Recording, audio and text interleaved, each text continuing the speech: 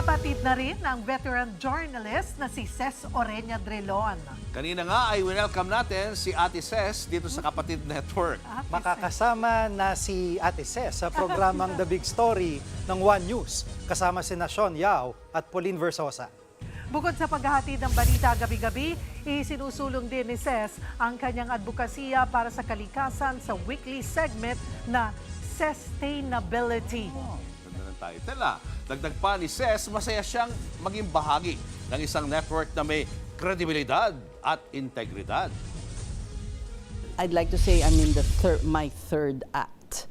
Meron ka ng gustong iambag sa lipunan at siguro ang tingin ko bukod sa pagiging mamamahayag ay pagiging sustainability advocate. Ngayong panahon na to,